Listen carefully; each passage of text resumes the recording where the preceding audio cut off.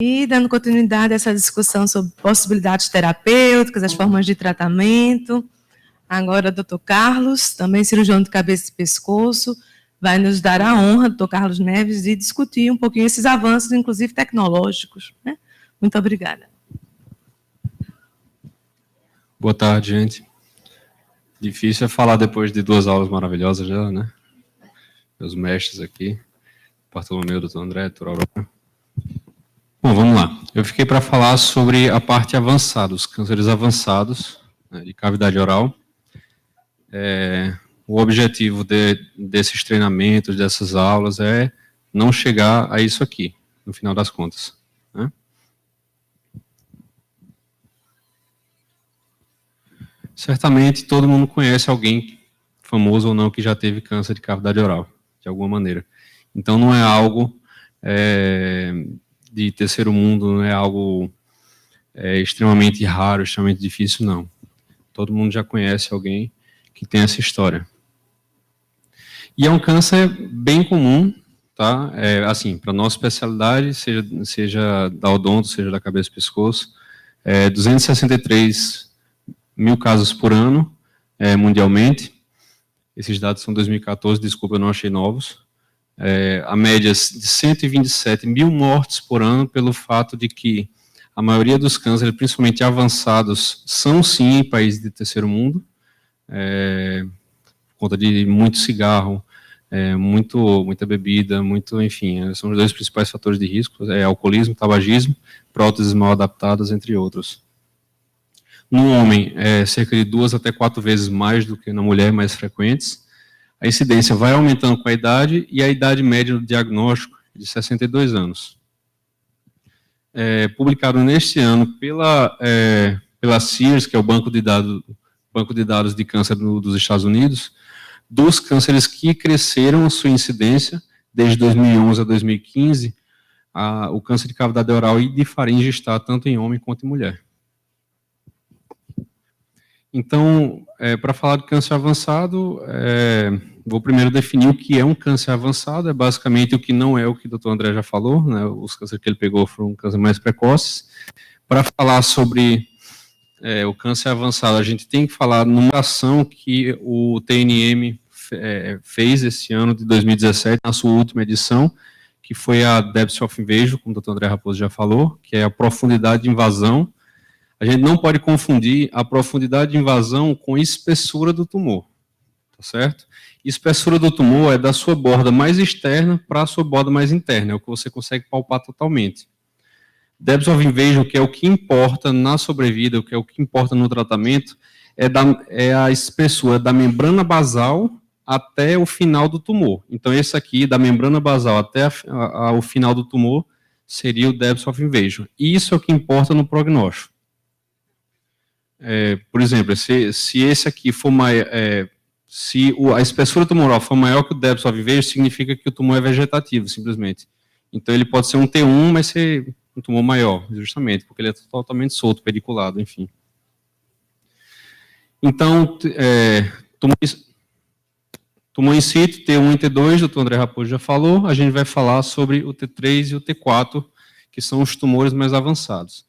T3 seria qualquer tumor acima de 4 centímetros, com o Depth of Invasion, né, com a profundidade de invasão de 10 milímetros, esse seria o T3. Ou, né, porque pode ser um tumor menor, só que ele mais profundo. E o T4 são tumores avançados localmente. T4A são tumores que invadem mandíbula, que invadem, enfim, parótida, que invadem tecidos fora da cavidade oral, tá? Mas que ainda é possível você fazer uma intervenção cirúrgica. E o T4B são tumores que a gente chama de não cirúrgicos, assim, que não tem como a gente fazer não tem como fazer um procedimento cirúrgico, porque eles já são bem avançados, eles são muito avançados localmente. Então, são aqueles tumores que invadem todo o espaço mastigatório, os platôs pterigóides, a base do crânio ou a carótida interna. Então, no final das contas, qualquer tumor T3 ou T4, ou qualquer tumor menor do que isso, no T menor do que isso, mas que já tenha na abordagem inicial metástase cervical, a gente a gente enquadra como nível, como estadio 3 para frente, e seria o tumor avançado. O tratamento desses tumores, a gente tem que encarar de uma medida bem oncológica. Em cirurgia oncológica, a última coisa que a gente se preocupa, embora seja extremamente importante para a qualidade de vida do paciente, mas na abordagem cirúrgica, a última coisa é a estética.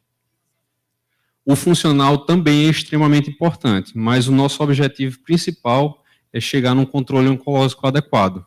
E, idealmente, fazer a ressecção completa do tumor na primeira abordagem, se possível, do tumor primário, que seria na boca, como da metástase cervical também, e essa seria a nossa ordem de prioridades, controle oncológico, funcional e estético.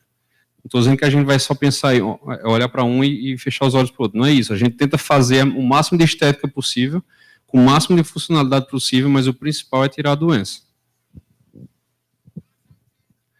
Bom, então falando sobre o tratamento, a gente tem alguns trabalhos, eu não vou falar todos porque vai ficar chato, eu vou falar basicamente desse aqui, que mostra que os tumores T3 e T4 de cavidade oral, se forem tratados com monomodalidade, ou seja, se for tratado só com um tipo de tratamento, a mortalidade dele cai bastante.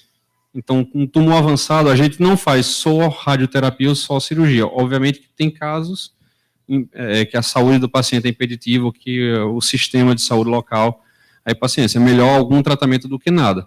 Mas nos tumores avançados, T3 e T4, normalmente a gente faz tratamento multimodal. CCN que o doutor André... Então, os tumores avançados de cabeça e pescoço, eles normalmente, de cavidade oral, eles são tumores de alto potencial de agressividade, se ele chega a um T3 e a um T4. E ainda, no decorrer desse tempo, ele ainda não foi diagnosticado mais cedo, porque ele realmente tem um certo potencial de agressividade. E tem uma alta taxa de recorrência quando submetido a um tratamento unimodal. Por isso que a gente escolhe o tratamento multimodal. Falando sobre a decisão cirúrgica, porque a quimio e a radioterapia vai ser falado posteriormente, sobre a decisão da modalidade cirúrgica, a gente vai depender bastante do sítio tumoral. Então, um tumor de palato duro, que você vai precisar fazer uma maxilectomia, é totalmente diferente de uma abordagem de tumor de mandíbula, que você vai fazer uma mandibulectomia de diversos graus, que eu vou falar um pouquinho. Então, o sítio, o tamanho tumoral é importante.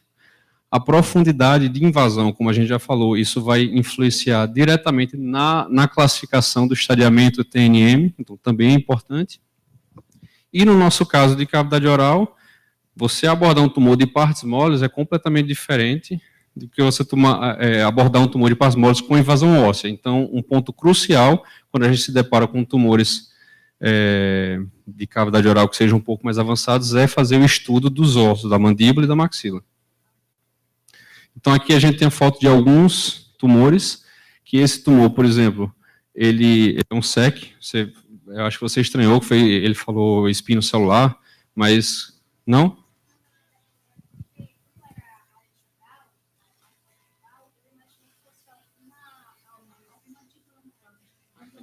Entendi. É porque, muitas vezes a gente usa espino celular, escamo celular, carcinoma escamoso, carcinoma epidermoide, a gente usa mais ou menos com o mesmo fim. Mas, enfim, ele aparentemente é pequeno, ele não é vegetativo, mas ele era um T3, porque ele era bem profundo. Então, metade da hemilíngua esquerda dela era toda comprometida. Entendeu? Este tumor, por outro lado, é extremamente vegetativo, mas não pegava osso. Entendeu? Então, é isso que a gente precisa ter bem em mente na hora do estadiamento. Esse aqui já é mais ou menos a mesma coisa do anterior, também ele é mais vegetativo. Esse aqui já é um melanoma de mucosa, né? Então, esse aí já é outra história, a gente vai se ater mais ao SEC, porque aqui o tratamento é mais sistêmico do que o tratamento local. Também tem, mas a gente visa muito tratamento sistêmico. Então, a avaliação óssea é importante, como eu já falei, porque muitas vezes a gente consegue diferenciar um tumor insuflativo, né, e inclusive fazer a reconstrução em 3D, implante para a recuperação pós, para fazer alguma maneira de reconstruir, seja com microcirúrgico, que não é nosso local aqui, ou prótese obturatória. E a gente consegue diferenciar um tumor que aparentemente pode estar colado na mandíbula, mas que não invade a mandíbula, sendo um T2, e um tumor que nem está tão colado, mas já invade completamente a mandíbula, que é um T4A. Só o respaldo de alguns estudos também, esse aqui é o principal que eu vi de 2018, que fala sobre a importância dessa investigação inicial óssea, para justamente você, inclusive, poder saber mais ou menos, direcionar mais ou menos que tipo de mandibulectomia você vai fazer. Se vai ser uma mandibulectomia marginal, uma parcial ou uma mandibulectomia segmentar. Bom, as abordagens cirúrgicas, eu vou mostrar algumas fotos, eu não vou me ater muito à técnica cirúrgica, se alguém tiver alguma dúvida específica, pode levantar a mão, perguntar agora ou depois, enfim. Mas eu vou me ater principalmente nas maneiras que a gente tem de chegar até o tumor. Porque num tumor avançado, isso é uma grande dificuldade, entendeu? A gente tem que saber, um tumorzinho da ponta da língua é totalmente diferente do que de um tumor mais posterior, que tem invasão de faringe, enfim. Então, isso é algo importante da gente ter noção. A abordagem normalmente que a gente faz, a abordagem mais comum, é a abordagem transorador, autoestático, e consegue acessar o tumor. É bom para tumores menores e para tumores mais anteriores. Tá? Algumas contraindicações. O envolvimento ósseo é uma contraindicação relativa. Então, se o tumor estiver invadindo o osso, é uma contraindicação relativa. Trismo, ou seja, o paciente não abre a boca, obviamente você não vai conseguir acessar o tumor. Pequena abertura de boca, que acaba na mesma categoria. E tumores de maior profundidade ou mais posteriores, que você tem que fazer uma ressecção mais ampla.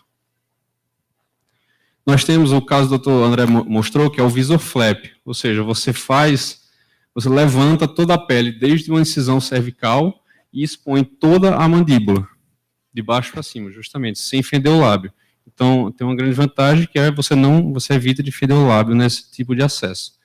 Ele é descrito para tumores maiores e mais anteriores.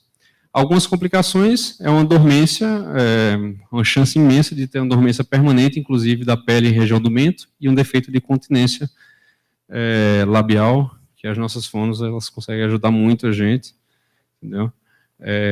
Depois do pós-operatório, são muito mais importantes do que a gente a partir de agora, pelo menos até a reconstrução, e a Nutri também.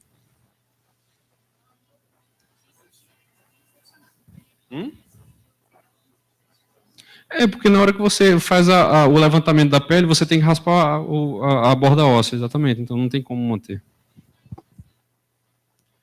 Temos um retalho com as indicações parecidas, só que esse a gente tem que fender o lábio, seria o retalho de bochecha inferior, tá? Você consegue expor todo um hemimandíbula ou as duas. Ele é muito bom se você quiser fazer e tiver indicação de fazer a ressecção do tumor junto com a ressecção óssea, junto com o esvaziamento cervical no mesmo tempo cirúrgico. Você consegue acessar muito bem a boca, a cavidade oral e todo o pescoço. Quando tumores são de andares altos, a gente tem um retalho de bochecha, né, superior, desde uma rinotomia lateral até uma Weber-Ferguson com extensão subciliar, uma Weber-Ferguson clássica, enfim, isso aqui a gente usa principalmente para tumores altos, como eu falei. Tumores de gengiva, de seios maxilares, de palato ósseo, de palato mole também, que tem invasão do osso. Esse aqui é um caso da época que eu fiz residência, o André foi meu chefe lá, no Hospital do Câncer, e esse caso a gente operou. Infelizmente eu não tenho uma foto da tomografia nem do pré, mas era um tumor de palato duro, que invadia todo o seio maxilar. A gente fez a incisão de Weber-Ferguson. Aqui está no transoperatório depois de ressecar o tumor. Então, toda a bochecha é levantada, com a extensão subciliar, ou seja, se a gente quisesse acessar a órbita aqui, estava tranquilo, estava em cima, só que não tinha invasão óssea, da órbita, perdão. Perdeu todo o zigomático, toda a hemaxila esquerda. Todo o palato duro e mole à esquerda. E aqui no pós-operatório imediato, depois da reconstrução, ele ainda está anestesiado, né? Está acordando ainda. Desculpa, inclusive, pela foto que está suja, está feia. Mas a gente colocou uma prótese obturatória, ele ficou bem, né? Fez radioterapia após, enfim, ficou ótimo. Vários graus de mandibulotomia. A gente, quando tem invasão da mandíbula, a gente faz mandibulectomia, mas se a gente precisa fender a mandíbula para acesso, para chegar em determinada localização do tumor, a gente lança mão da mandibulotomia, que pode ser lateral, paramediana e mediana. Aqui não sei se dá para ver, mas a mandíbula foi fendida para a gente conseguir acessar todo o tumor no trígono retromolar esquerdo, perdão. Aqui está uma borda da mandíbula, aqui está outra borda, e depois ela, com placa parafuso, junto com, normalmente junto com o bucomaxila, a gente abre e fecha depois a mandíbula. Não, o tumor não foi ressecado de mandíbula, aquilo foi aberto para acesso. Não é muito utilizado hoje, mas a mandibulectomia mediana, como eu falei, a paramediana é a que normalmente a gente faz. Então, faz ela mais lateralizada. A mandibulotomia mediana, que antes ela era mais feita, é a operação de trota, que a gente chama, que você faz uma mandibulotomia, uma glossotomia, ou seja, você abre a mandíbula no meio, abre o assoalho de boca e toda a língua no meio, normalmente para acessar tumores mais posteriores, principalmente base de língua. E tem um nome específico, esse aqui é só para ter curiosidade, que é quando a gente faz mandibulectomia com esvaziamento cervical, a gente chama com esse nomezinho bonito de command operation. Enfim, é mandibulectomia com esvaziamento cervical. Algumas formas de abordagem por topografia, porque como eu falei, por enquanto, foi só o acesso para a gente chegar no tumor. Tumores de lábio, aí é muito, a gente poderia passar a tarde toda aqui falando sobre técnicas de reconstrução, porque o grande desafio quando você está de frente a um tumor de lábio não é nem a ressecção, está externo, ele está fora, tudo bem, tirando aqueles tumores que têm invasões ósseas, extensões maiores, laterais, mas quando o tumor ele é menorzinho, você, enfim, o principal aqui é você conseguir uma maneira de reconstruir e sem ficar com incontinência, e ter o máximo de estética possível. Um tumor de língua oral mais lateralizado, a gente conseguiu fazer a hemiglossectomia parcial, hemiparcial, perdão, foi meio redundante, mas uma hemiglossectomia esquerda, por via transoral, acessou a boca, acessou o pescoço por via transcervical, mesmo sem precisar fender lábio, sem fazer acessos maiores. Muitas vezes dá, depende muito da topografia do tumor e da abertura de boca do paciente. Aqui está a peça. Isso aqui é um exemplo de tumor, tumor de borda alveolar inferior, é um tumor bem anteriorizado.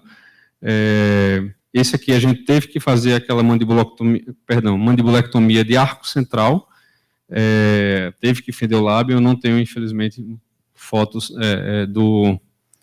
a foto do transoperatório, mas eu tenho do pré-operatório, tenho da peça cirúrgica. E aqui o fruto do esvaziamento cervical.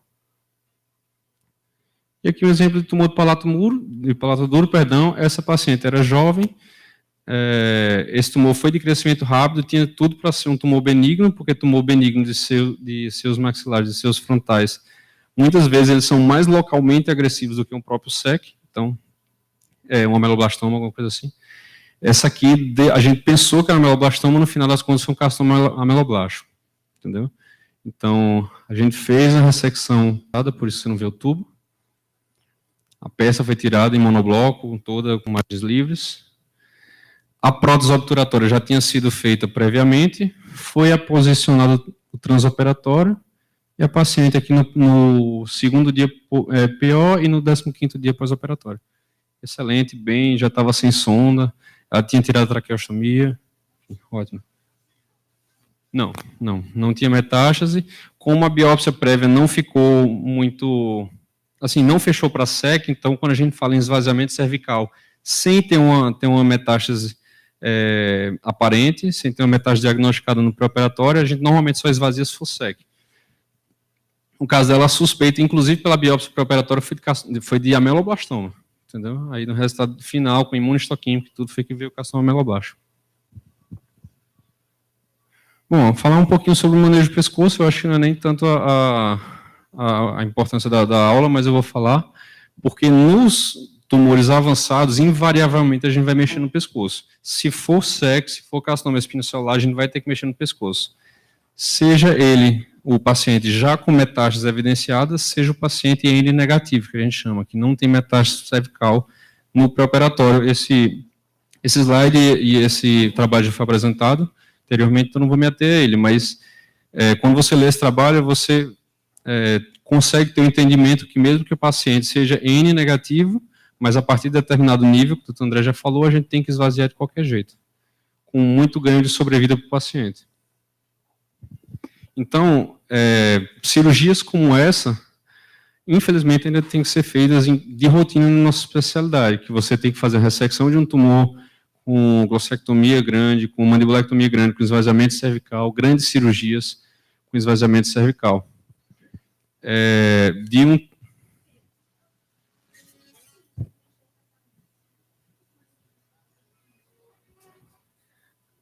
Aí, essa pergunta é muito vaga, depende, ela perguntou quanto tempo o paciente vive, em média, depois de um tratamento desse. Depende do tipo histológico, depende se as margens oncológicas foram atingidas, depende se ele conseguiu fazer a radioterapia complementar dentro de 90 dias, depende de muita coisa, entendeu? Cada país tem sua estatística, enfim, é muito difícil dizer isso, mas eu vou ver.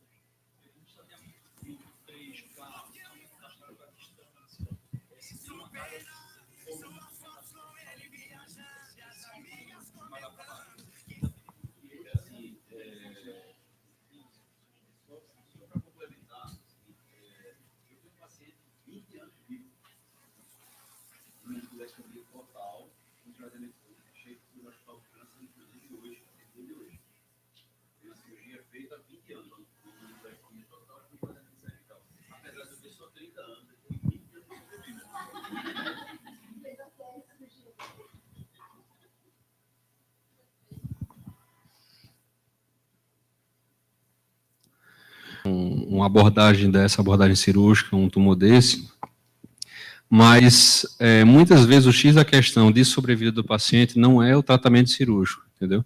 A gente não indica, um dos princípios oncológicos básicos é que o tratamento não pode fazer mais mal do que a doença, entendeu? Então, muitas vezes a questão aqui é psicossocial, é ambiental. Esses pacientes, eles não querem mais jovem, mas o paciente tipo de um tumor avançado de cavidade oral, é o senhorzinho fumante há 30, 40 anos, alcoólatra, desnutrido crônico, que não tem um segmento adequado, enfim, esse é o padrão. Não é questão de preconceito, não, mas a realidade é essa. Você pega um jovem, hoje em dia jovem até que está tendo mais câncer de cavidade oral, o pessoal está começando a fumar cada vez mais cedo, câncer de faringe, de orofaringe, por exemplo, isso aí a gente nem fala, porque hoje em dia se inverteu, a maioria dos pacientes, em alguns lugares, a maioria dos pacientes já é de pacientes jovens, que tem HPV positivo, paciente nunca fumou, nunca bebeu HPV.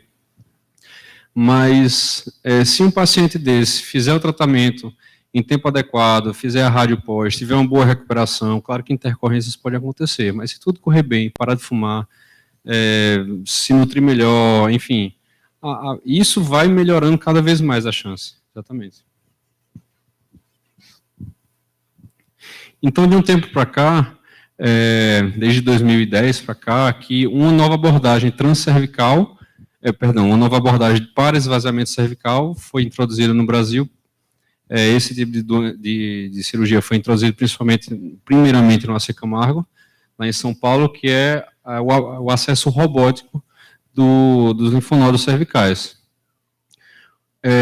Com várias publicações que a qualidade da cirurgia, ou seja, a quantidade de linfonodos retirados, a possibilidade de sobrevida, a chance de você tirar a doença cervical toda com os mesmos níveis de complicações é muito parecido com o acesso robótico e o acesso transcervical.